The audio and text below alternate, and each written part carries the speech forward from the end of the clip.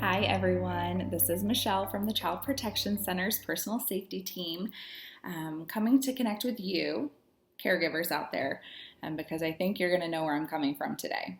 So, I have spent a lot of time today telling my children to make a different choice, to make a better choice, to stop picking on their brother, to stop raising their voice, and I find myself lecturing, especially my oldest, all the time, and wanting them to think with more empathy and understanding. But children don't learn through lectures. They're not understanding empathy through lectures. I can sit and talk at them all I want, but that's not how they're learning. Children learn through action, through watching what we are doing and then modeling that behavior.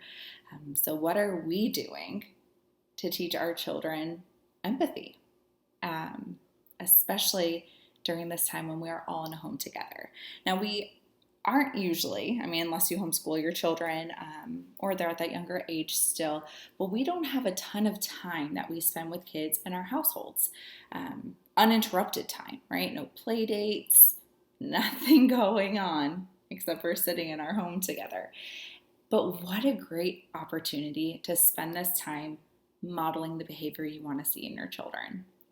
And there are a lot of wonderful ways to do that right now. Yes, there's a lot of fear and uncertainty and unknown that's happening, but there's a lot of wonderful things that we can find, and those are the things we can bring to light with our children because that's what we want them to model.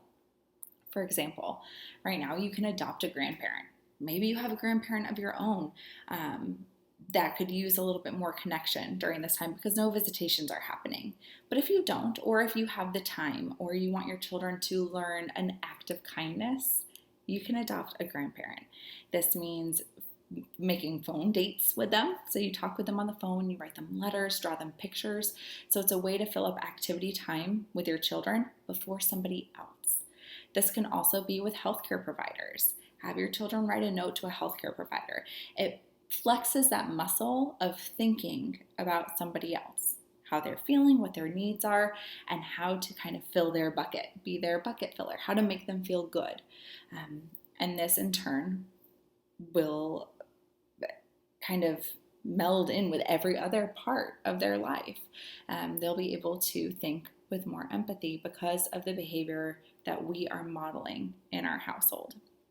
It is so easy when tempers are high and we are kind of just sick of each other because we're just sitting in this room, right? You can't even go to Sky Zone or anything to get that energy out. And they're with their siblings all the time and they're with you all the time.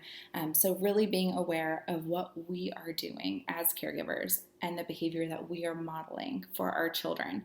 If we want them to behave a certain way, it starts with us. So make sure that in emotionally heightened situations, you walk away, you allow your time to breathe, and then you come back and you show them the behavior that you want them to model. Also, I know that you're stressed out. I know that you're overwhelmed.